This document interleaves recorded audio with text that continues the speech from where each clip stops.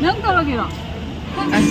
Hai bên quy để ngài bớt xe, ôi tên là gì? Nâng ổn thôi này khờ.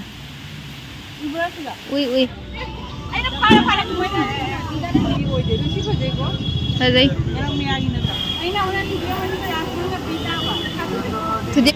Phải chơi bớt gì chăm chăm nè, chủ chỉ là chụp phải chơi đi phi chứ. Wow, nâng ly cái gì đấy nè. Mèo suy nghĩ cái nào cô gái thu lên kém cho lôi ra mà tiếng mang cái xung cô chơi chụp cái lôi hay lâu gái nè ấy hồi gì dùng để lấy tiền vậy cái nó suy nghĩ phải để lấy gì vậy tại vì mai exam thảo vậy nó thật sự mới vào tí ra khi vào đi nữa mà đi mang ăn kita nih dah hắn mà tâm dọc rồi đấy aduh ngasih chân hạt đang thu chân này vậy thu bagi cái nó sẽ cái sẽ tôi nó khăng đi cross cái tàu của double lấy vậy ada cross tàu ba lôi ra sum mà tiền của thôm nha thu cái xe này đấy thu lên chế na khăng ngànเลยmang ăn thôi đấy chế na ai ở đâu lagi mèo cái sẽ tao nó mèo ở ba nung xe cái nó đấy khuyên má đây là phone to cũng nung tà đấy cái nào thì nó tao bận nè peli tà đấy na hai vậy khuyên lấy xe cái này mèo xe mà chín cái nó xe cái này lấy xe mèo gì đi cái xe Zudio da jango chani ba ni Zudio da dilai khang de kari lai doi ba khang de ba ni jeng ge changa ka miam suti ge ga Zudio da oi changye sum jeng uji kai lai ba na khajara pa ma lau doi ni da pam da di ga dai lau ni mi chung si di lai ha kari lau chai no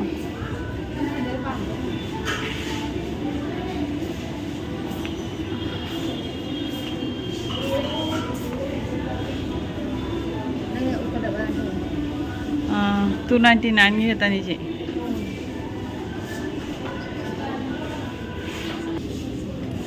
chúng mà chỉ delete đi ngoài vậy nè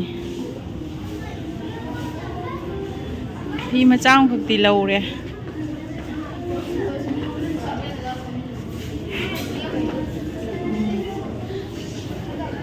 không phải gì xin chúng mình chăm phải gì đôi chút phải gì đôi chút xin sang mà gì xin là đi phải gì xin là đi phải gì vậy liềm nấu cho nó nè trâu rồi học chẳng rồi bỏ mẹ em đi ba cái đó muốn lại vào đó phiền gì u bây giờ jam nó nè uống ta vào đó ôi đó vậy bây giờ là cái số này giàu đẹp vậy xếp bên ngoài cái đó vào ông cũng đồ ôi đẹp phi giá sao mà phi ôi vậy phi sai vậy phi bây giờ phải mai phi đàn nó tôi nhìn rồi sai rồi phi gì lâu gì vậy đua tôi bây giờ ra này lấy nè à số đứa thằng lâu gì vậy xe thôi bây giờ trả cái đó hết lúc mà trả cái số lấy vậy đó hết lúc mà trả thì không đi nè cái tăng ang chagi di lay ba ma'am nupi singi na nusi heli siung ma je pura pure ka tani ri padi nuai ni do kaino tau de chai si athoi ba da cha ro sweetie si bi je lam li pa nuai ni ne pure ka ton no ra ga mon lau ri ba khang de kya ta bi no di 399 pura phajari ba mai mon lau ra ga ma'am फजदे आइदी फीजे अथोय बदा खरा पिकदबा अथोय बदा खरा चावदबा आइबु मचाद अखोय मरक सरक खरा ओइबा त ओइबा दगी तांगी बा इचान चाना दे पाइरगा फीजी या अखोय जुडियो दे थोरे आई फी मचांग हा आई दि चारो फी मचांग का आई फी मचांग वा लौरगा सुम हले फी अपा ममोली नो जुडियो दे फंगतना सुति गेगा सुमा केनो तौबदगी ने फजरी बसी जे चम ना सुती जो फजनी फी जे मोन लाउरी बा नद्रा टेंग लाउरगा फजा से पा जेंगे बाइनी सी ओइ लौरे मागी लौरिंदा नंगी से नक्सन सिगना फजई ने सिगा दिन में जिंगी ओइ दे सी फजई को फजई यार मियागी नद्रा वीडियो से मरक्थना मैम अना हौजिकान सिजनब मॉइस्चराइजर खरा मैम शेयर तौजरंगे मैम सिजननिंगी अदुदि मैम सिगा लेरे ममार्थ की मैम एलोवेरा जेल की मॉइस्चराइजर से मैम हौजी सिनेबको हौजी एसी ओइना सिनरियबको मैम अदो असि मतंग कानब खदंग मैम मैम मॉइस्चराइजर जेल से अखोगी एलोवेरा की मसागी ओरिजिनल मागी लिप से असिदगी हेन्ना मॉइस्चराइजर से हेन्ना काने हाबदो मैम खदंग शेयर तौजरंग मैम एलोवेरा लिप से तैर अखोगी स्किन से को स्टिकी होरगा नन ग्रेसी होरगा हाइड्रेशन फजना पीदबनेबको मैम अदुना मैम अखोगी नप नप लाउबम सुम फावनी मैम सुम सिनरंगनी मैम सुम खंगंगनी अइना हारिसे अदुगा मॉइस्चराइजर ममार्थ की से यूज तौर मतुंगदना अखोगी स्किन से लाइट वेट पीरनी लाइट वेट ओहनबदा नतना हाइड्रेशन जु पीगनी अदुगा मॉइस्चराइज फजना ओहनगनी अदुगा ग्लो अमसु फजना पीबीगनीबा याम साथीना सिनबदा नुवाइबनी मैम अदुना माय अनि सिगा इना खाइबो तैरगा मैम उचरैबा मैम माय अनि सिगी मैम डिफरेंस मैम ने येंगा सुम खंगबिरमनी अदुगा मैम ना प्रोडक्ट से लेनिंगबा मतमदा मैम अइना तौरिबा टेस्ट से उरबा मतुंगना मैम ने ज्ञान ताना फजना लैनबगी दमकदा मैम ने इना असगी टेस्ट से तौरगा उचबनी मैम येंगुदु केनाबसे दमकदा ममार्थ एलोलाइट जेल मॉइस्चराइजर से पुदुना लाक्चरे अदुगा 6x मोर हाइड्रेशन अदुगा नेचुरल एलोवेरा जेल गा सिगा कंपेयर तौबा यागनी को ma'am natural moisturiser that gives you long lasting and non sticky hydration असी सिनबा मतुंगना मैम अखोई स्किन दा हाइड्रेशन पीबीबता नतना मॉइस्चराइजर सु पीगनी लॉन्ग लास्टिंग सु ओइगनी नॉन स्टिकी सु ओइगनी मैम याम कानाबनी को अदुगा मैम मसिदा जावबा इंग्रेडिएंट्स सिंसिना एलोवेरा सिना अखोई स्किन से स्मूथ ओहनगनीबा अदुगा हाइलुरोनिक एसिड सिना अखोई स्किन से हाइड्रेशन पीगनीबा को मैम अदुगा ma'am made with the goodness of aloe vera power with hyaluronic acid अदुता नतना मसिगा लोइनना फ्री ऑफ हार्मफुल केमिकल ओहनगनीबा अखोई केमिकल प्रोडक्ट से अमत्ता यावदेबको मैम नेचुरल इंग्रेडिएंट साबा प्रोडक्ट ngaktaniyabako मैम अदुकी मतिक कानी हैबसे मैम ने उचेनिंगी ma'am light weight ओरगा quick absorbing से ओरगा हाइड्रेशन जु मैम अयोना हुजी मॉइस्चराइजर मरी खक लैको मैम अदो मैम अइना सिनारिबा मरी सिगी मनुंगदा मैम दा याम थुना यांगमदै खरा शेयर तौजरंगे मैम सिगा लैरेको सिना विटामिन सी की डेली ग्लो नीबको असिगा लैरे अदो मैम असि से याम थीना कानाबनेको लाइट वेट ओहेलगा क्विक एब्जॉर्बिंग से ओहेनगनी अदुगा हाइड्रेशन जु याम थीना फजने एलोवेरा जेल गिदो सुम लैजरे अदुगा सिगमु लैरे मैम बीटरूट की कानाबदी मैम ना सुम खंगना लैरदुनिको अदुगा अरोइबदना सिगा लैरे असिना राइस की निको मैम याम थीना फाबदो ओइबनिको मैम मॉइस्चराइजर एलोवेरा सिगा रियल एलोवेरा जेल गा मो कंपेयर तौरगा मैम मुचरकेको अदो मॉइस्चराइजर से ना मैम इसिंग दा टेस्ट तौरगा ग्लास मनुंग से इसिंग मनुंग से हापा मतन मैम लुपी से होब्रा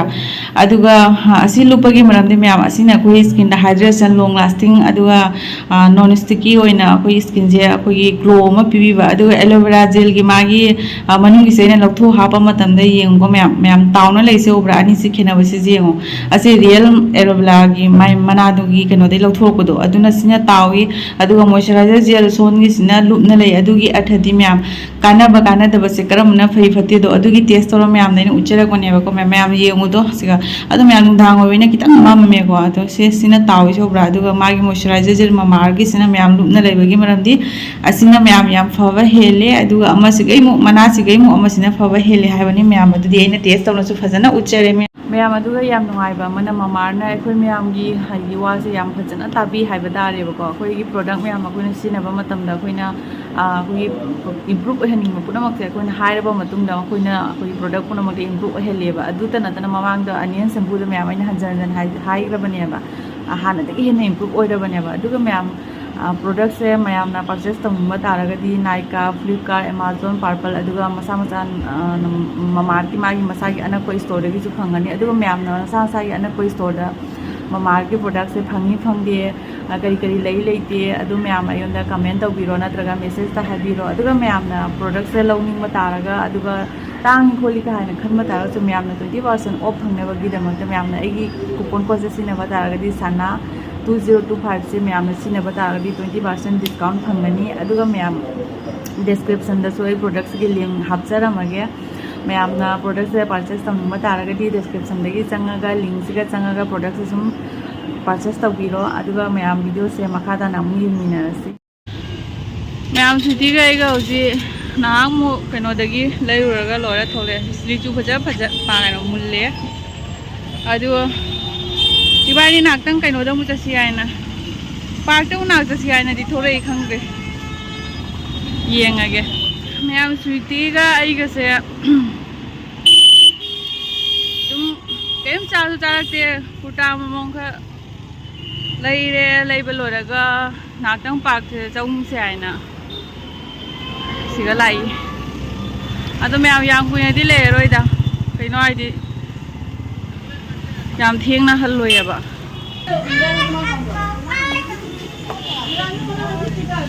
मैम खोय हजि ना चंगे सुटी के ना आई खंगदे सुम अंगांग चाइ सुम चका चका चका तौजनी साननियाबा ना सानारनी देगी हल्लनी सुम आइने काका काका ना लोय थुदे मजिरा खंगदे तोंगे को नंगोंदा हान का पिरके असिदि मरम धारगा इचा इसुसिंग पुरगा लाकुदो अदुमनी अदु नतना नुवाय रोयबा अंगांग मचा सानरगा जेंग खतना no तौबदो Zudio ơi. Tiệu ơi.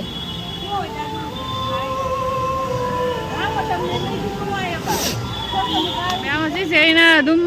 Kasari YouTuber Sindgi आइदी गाइतना असिगी park सी उयबा आइदे इसानादि नोंबो चलुदबा चकेदि सुम खनबा चनमी लेंगा द चसी हायना सुम हारगने अदुम टाइमिंग चादबा अदो ngasiदी लाए अदुना नुंगाइ नुंगाइतबा वाखन खरा निजंगाइ ये तौइसे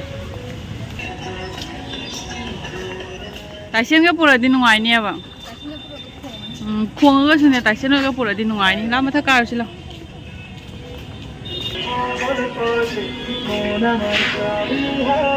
म्याम माइ माइ थोपा साननारि आंगांग पुरागा असिजे तौदे आइसि तोंगे तौ म्याम मथा का खलगा फम्मे माइ से हुमांग सुम सौ लैसे उब्रा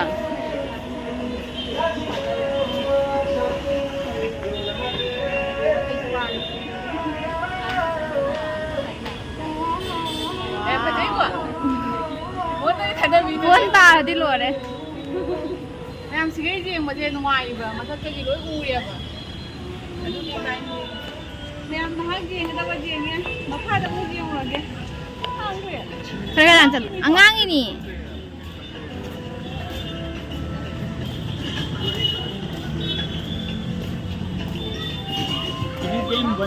लास्ट ईयर हाँ एक बार आया था sir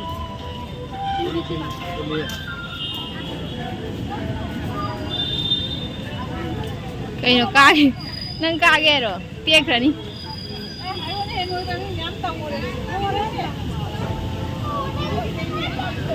Mua lời rồi, không được rồi. Mi cái đó đi nuôi nuôi ra cái, ấy mà, lấy bao bao giờ đây đi, ăn được cái gì này, ăn được úp sân cái gì. Tao nói nó nước ngọc phẩm mà nước ngọc phẩm mà vậy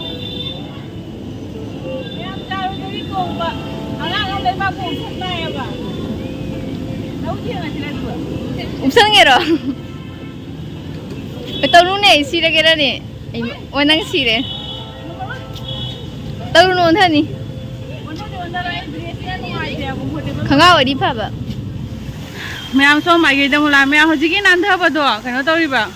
आंगांग खक मचांगना हैतना उपसन बै वाने बा दो तमना तौरा केम तौरमदेदा अस लुजानिंगी इसिंगदि फत्ते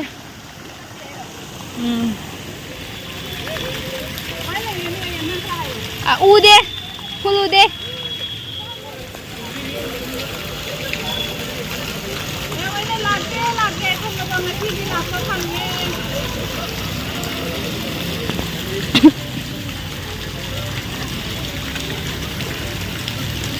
ma'am चल गया थोड़े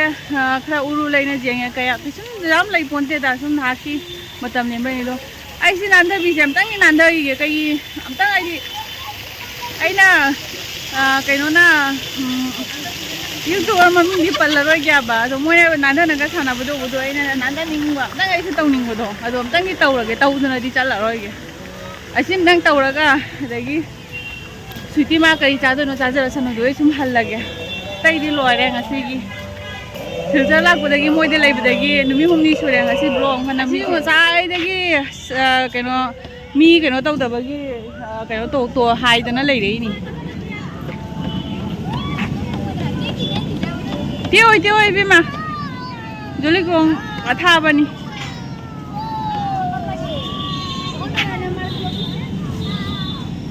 ꯀꯩꯅꯣ ꯗꯨꯇꯪꯗꯔꯣ ꯅꯪ ꯍꯥꯏꯗꯣ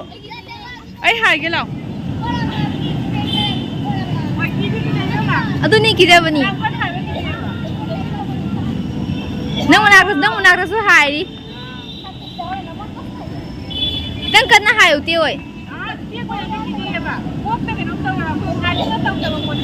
ꯑꯩ ꯐꯝꯒꯦ ꯍꯧꯒꯠꯂꯛꯀꯅꯨ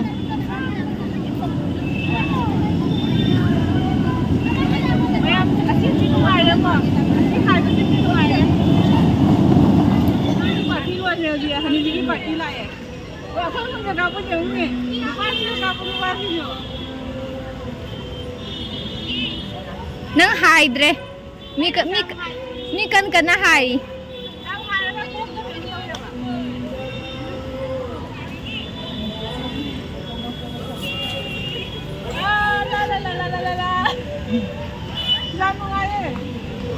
nang tawagiro nang salini Mamdarak pai khara olang pharaiba ma'am आई टोंग लोरे असी टोंगे नुंगाई अङांग ओरिङाइदा अखोइना कइनो अखोइ जुम्बीदा संगोइदा कनेको अदै क्वा पाम्बीदागा थौरी जालगा फानदागा तौबदो निसंगागा जे नुंसिरे अलोइबदा जाम नुंगाइ जरे कुंदारो आया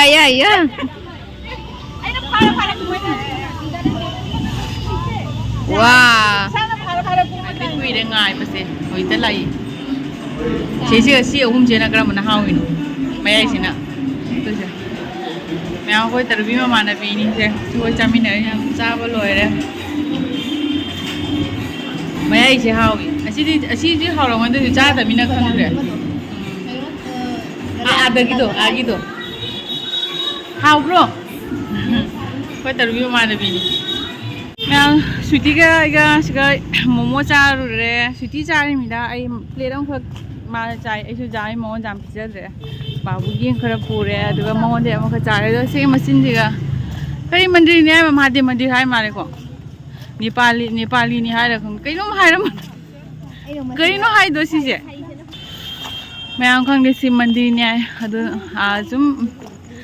ꯁ꯭ꯋꯤꯇꯤ ꯃꯥꯡꯄꯣꯛꯁꯨ ꯆꯪꯗꯣꯏꯁꯦ ꯌꯦꯡꯉꯨ ꯁꯤ ꯂꯥꯛꯑꯣꯏꯅ ꯏꯕꯥꯅꯤ ꯁꯨꯝ ꯍꯧꯅꯔ ꯆꯪꯉꯛꯏꯅꯤ ꯑꯗꯣ ꯑꯃꯨꯛꯗꯤ ꯆꯪꯗꯕ ꯁꯤꯒꯁꯨ ꯐꯖꯕ ꯑꯃ ꯂꯩ ꯁꯤꯅ ꯀꯩꯅꯣ ꯈꯪꯗ꯭ꯔꯦ nang hek chatpaga isingga lai kape o sonna khara ngan mare ai ju photo kapiro sengali amang chadusi nang ondhoro ne khara ui sena khara ngali chalu ada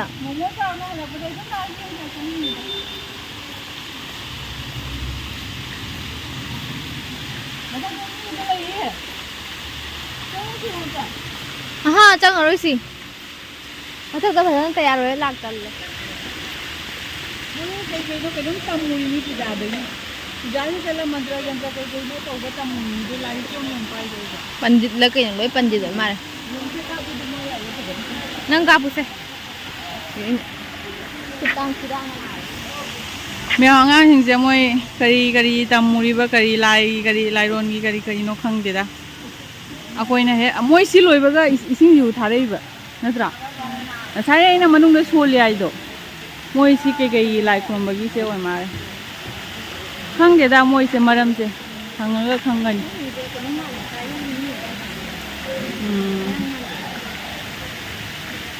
यो मोई मैम से चला मोई सिगा चली मैबा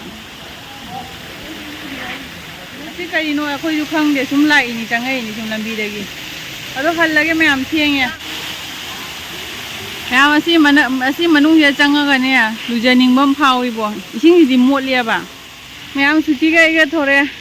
ꯀꯩꯅꯣ ꯇꯧꯔꯦ ꯈꯔ ꯍꯥꯏꯗꯤ ꯁꯨꯝ ꯏꯕꯥꯅꯤ ꯄ꯭ꯂꯥꯅꯤꯡ ꯇꯧꯗꯕꯤꯗ ꯁꯨꯝ ꯆꯠꯄꯗꯨꯅꯤ ꯍꯥꯏꯕ ꯀꯨꯔꯇꯤ ꯑꯃꯒ ꯁꯨꯝ ꯂꯩꯁꯜꯂꯛꯑꯦ ꯑꯗꯒꯤ ꯃꯣꯃꯣ ꯑꯃ ꯆꯥꯔꯦ ꯕꯥꯕꯨꯏ ꯄꯣꯔꯦ ꯑꯗꯨꯅꯤꯗ ꯃꯌꯥꯝ ꯑꯩ ꯚꯤꯗꯤꯑꯣꯁꯦ ꯃꯇꯥꯡꯁꯤꯗ ꯂꯣꯏꯁꯤꯜꯂꯒꯦ ꯀꯩꯅꯣ ꯍꯥꯏꯗꯤ ꯊꯦꯡꯖꯜꯂꯛꯑꯦꯕ ꯄꯨꯡ 3 ꯇꯥꯁꯜꯂꯛꯄ ꯊꯦꯡꯗꯦꯗ ꯑꯗꯨꯁꯨ ꯑꯩ ꯆꯥꯛ ꯊꯣꯡꯒꯗꯣꯏꯅꯦ ꯁꯨꯝ ꯇꯟꯁꯤꯜꯂꯛꯑꯦꯕ ꯌꯨꯝꯃꯨ ꯌꯧꯔꯔꯣꯏ ꯑꯗꯨꯝ ꯊꯣꯛꯂꯛꯑꯃꯤꯅ ꯁꯨꯝ ꯃꯇꯦꯡ ꯂꯧꯁꯤꯜꯂꯤꯅꯤ ꯃꯌꯥꯝ ꯂꯥꯏꯛ ꯁꯦꯌꯔ ꯁꯕꯁꯀ꯭राꯏꯕ ꯇꯧꯁꯜꯂꯝꯃꯣ ꯑꯗꯣ ꯚꯤꯗꯤꯑꯣꯁꯦ ꯃꯌꯥꯝ ꯃꯇꯥꯡꯁꯤꯗ ꯂꯣꯏꯁꯤꯜꯂꯒꯦ ꯑꯗꯣ ꯃꯁꯤꯁꯦ ꯀꯔꯤꯒꯤꯅꯣ ꯀꯔꯤ ꯇꯧꯔꯤꯕꯁꯤ ꯃꯌꯥꯝ ꯈꯪꯕ ꯂꯩꯔꯗꯤ ꯍꯥꯏꯔꯛꯑꯣ ꯑꯩꯗꯤ ꯈꯪꯗꯦ ꯑꯩꯈꯣꯏꯗꯤ ꯁꯤꯗꯁꯨ ꯑꯗꯨꯝ ꯂꯩꯇꯕꯅꯤꯅ ꯃꯥꯗꯦ ꯃꯟꯗꯤꯔꯅꯤ ꯍꯥꯏ ꯅꯦꯄꯥꯂꯤꯒꯤꯅꯤꯁꯨ ꯍꯥꯏ ꯈꯪꯗꯦ ꯑꯉꯥꯡ ꯃꯌꯥꯝꯁꯨ ꯀꯩꯅꯣ ꯇꯝꯃꯤꯔ ꯈꯪꯗꯦ ꯑꯗꯣ ꯃꯌꯥꯝ ꯚꯤꯗꯤꯑꯣꯁꯦ ꯁ꯭ꯋꯥꯏꯗ ꯂꯣꯏꯁꯤꯜꯂꯒꯦ ꯕꯥꯏ ꯕꯥꯏ ꯑꯣꯏꯔꯒꯦ